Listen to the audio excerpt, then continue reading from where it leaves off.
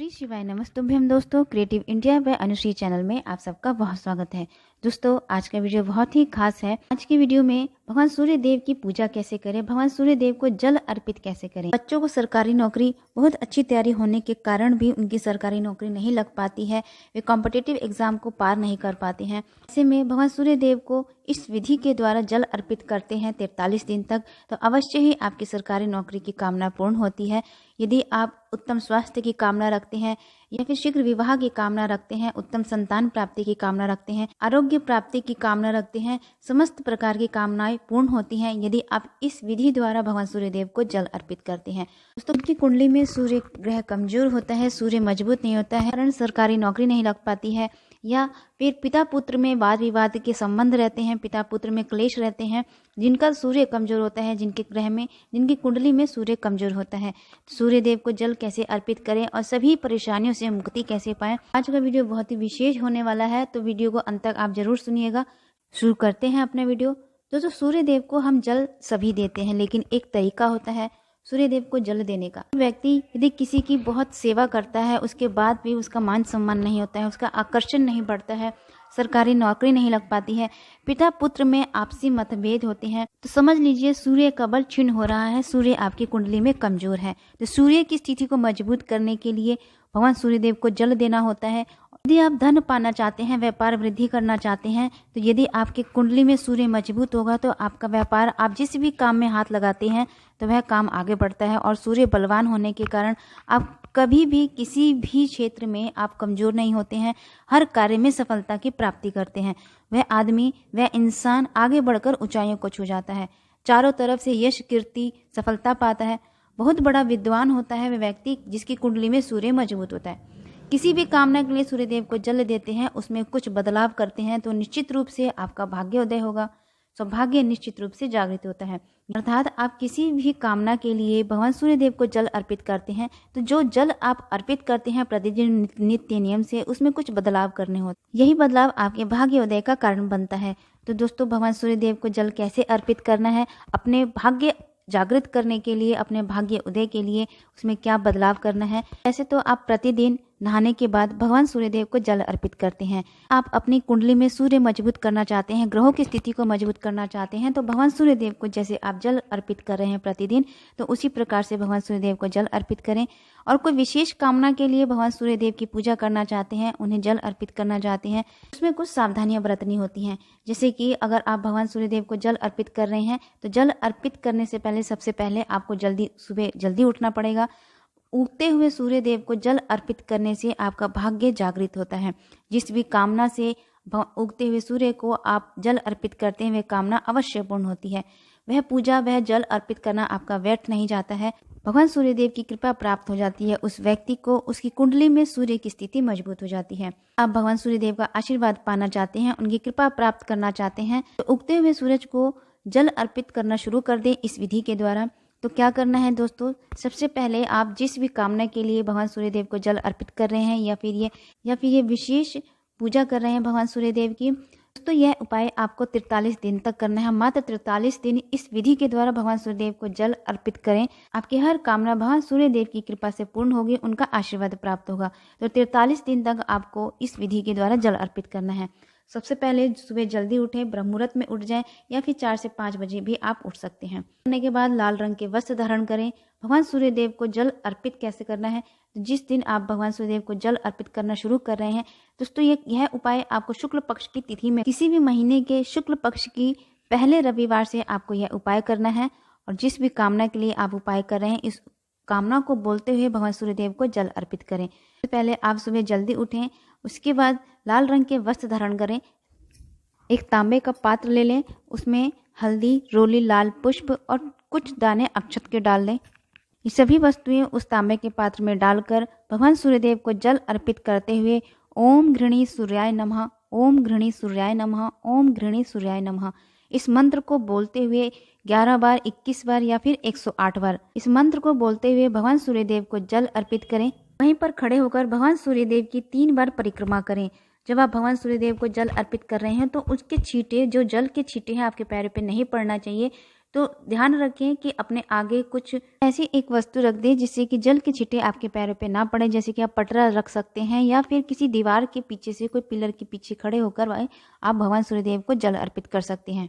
भगवान सूर्यदेव को जल अर्पित करने वाले पात्र को जब आप पकड़ते हैं तो उसमें आप उस पात्र में आपका अंगूठा नहीं लगना चाहिए। अंगूठे को स्पर्श किए बिना उंगलियों से उस पात्र को पकड़कर अपने सिर की थोड़ी सी ऊंचाई की ओर करते हुए सूर्य देव की किरणों के बीचों बीच जल की धारा यानी जल को ऐसे अर्पित करना है। मतलब जल को ऐसे अर्पित करें कि भगवान सूर्य देव की किरणों के बीचों बीच जल की धारा गिरती रहे। जितनी देर तक भगवान सूर्यदेव को आप जल अर्पित कर रहे हैं तब तक ओम घृणी सूर्याय नमः, ओम घृणी सूर्याय नमः मंत्र का जाप करते रहें। यह जाप आप अपनी इच्छा के अनुसार 11 बार, 21 बार या 108 बार भी कर सकते हैं, या फिर आप आदित्य हृदय स्तोत्र का पाठ कर सकते हैं या गायत्री मंत्र का जाप कर सकते हैं। जो भी आप आसानी से पढ़ सकें या जाप कर सकें, उन सभी मंत्रों का आप जाप कर सकते हैं। 40 दिन तक आपको यह उपाय करना है। इस विधि के द्वारा भगवान सूर्यदेव को जल अर्पित करना है।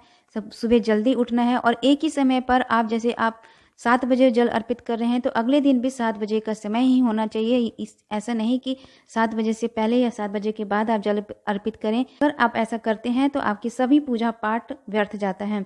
जिस वस्त्र को पहनकर आप जल अर्पित कर रहे हैं वही वस्त्र भी अगले दिन होना चाहिए। जिस दिन आप जल अर्पित कर देते हैं उसके बाद उसे बदल कर दूसरे वस्त्र धारण करके उसे धोकर डाल दीजिए। फिर अगले दिन आप उसी वस्त्र को पहनकर भगवान सूर्यदेव को जल अर्पित करें। तो भगवान सूर्यदेव को जिस पात्र से आप जल दे रहे हैं या जिस वस्त्र को पहनकर भगवान सूर्यदेव को जल अर्पित कर रहे हैं, तांबा को सूर्य का कारक माना गया है, तो इसलिए तांबे के धातु से सूर्य देव को जल अर्पित करने का उत्तम परिणाम प्राप्त होता है। ग्रहों के रंग के अनुसार हम जो भी वस्त्र धारण करते हैं, उस वस्त्र को धारण करके पूजा करते हैं, नियम करते हैं, व्रत पाठ करते हैं, उसका शीघ्र अतिशीघ्र हमें शुभ फल प्राप्त होता है, उसके शुभ परिणाम हमें मिलते हैं। तो यह उपाय आपको 43 दिन तक करना है। दोस्तों ऐसा ना समझे कि यह उपाय मैं अपने आप से आपको बता रही हूँ। दोस्तों शास्त्रों में वर्णित होती हैं ग्रहों की संख्या, ग्रहों की अलग अलग संख्या निर्धारित होती है।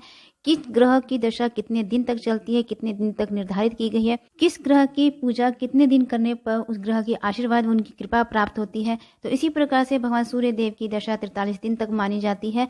भगवान सूर्य देव की कृपा पाने के लिए 43 दिन तक अगर आप नियम को बांधकर, नियम को बनाकर भगवान सूर्यदेव को जल अर्पित करते हैं तो इसके शीघ्र अतिशीघ्र शुभ फल की प्राप्ति होती है और उत्तम परिणाम आपको मिलते हैं। तो इसी के आधार पर आपको ये सभी उपाय बताए जाते हैं। तो जिस भी कामना से आप भगवान सूर्यदेव को जल अर्पित कर रहे हैं इस विधि के द्वारा, तो यकीन मानिए आपकी हर कामना भगवान सूर्यदेव की कृपा से पूर्ण होगी। दोस्तों अब बात करते हैं, क्या स्त्रियां या महिलाएं या कुंवारी कन्याएं भगवान सूर्यदेव को जल अर्पित कर सकती हैं, और यदि पीरियड्स में हो तो इस नियम को, इस उपाय को कैसे कंटिन्यू करें। तो दोस्तों हाँ, स्त्रियां, कुंवारी कन्याएं और महिलाएं भी भगवान सूर्यदेव को जल अर्पित कर सकती हैं अपनी किसी भी कामना की प्राप्ति के लिए। यदि महिलाएं उत्तम संतान की कामना की प्राप्ति करती हैं, दाम्पत्य सुखी जीवन की कामना रखती हैं, अपने पति के स्वास्थ्य की कामना रखती हैं, अपने पति के व्यापार वृद्धि के लिए, धन वृद्धि के लिए, सफलता की कामना रखती हैं, जिस भी कामना से आप ये इस विधि से भगवान सूर्यदेव को जल अर्पित करती हैं, अवश्य ही आपकी कामना पूर्ण होगी। हमारी कन्याएं, यदि उनके विवाह में बाधा आ रही है, विवाह में देरी हो रही है, किसी न किसी कारण से उनका विवाह टूट जा रहा है, शादी में विघ्न बाधा आ रही है, तो वह भी अपनी विवाह की विघ्न बाधा को दूर करने के लिए भगवान सूर्यदेव को इस विधि के द्वारा जल अर्पित कर अपनी कामना को पूर्ण कर सकती हैं। तो अब बात करते हैं पीरियड्स में आप भगवान सूर्यदेव को इस नियम के द्वारा जल कैसे अर्पित करें। तो दोस्तों पीरियड्स में अगर आप हैं तो उन 7 से 8 दिनों को स्किप करके आप शुद्ध अवस्था में फिर अगले दिन से 43 दिन तक अपने इस नियम को कंटिन्यू कर सकते हैं। इसमें कोई समस्या की बात नहीं है। लेकिन अशुद्धि में होकर भगवान सूर्यदेव को जल अर्पित बिल्कुल नहीं करना है। लेकिन ऐसा बिल्कुल नहीं कि आप अशुद्ध हो गए हैं तो आप देर से उठेंगे।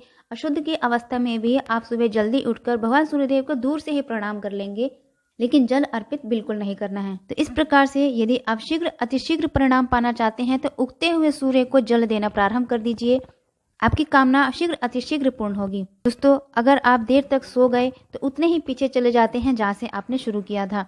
तो कोशिश कीजिए, प्रयास कीजिए, अगर आपको जीवन में कुछ अच्छा पाना है, सफलता पानी है, तो आपको कुछ मेहनत करनी पड़ेगी, प्रयास करना पड़ेगा। सुबह जल्दी उठे, भगवान सूर्यदेव को जल अर्पित करें, नित्य की पूजा करें, अच्छे कर्म करें, अच्छे मन में विचार रखें।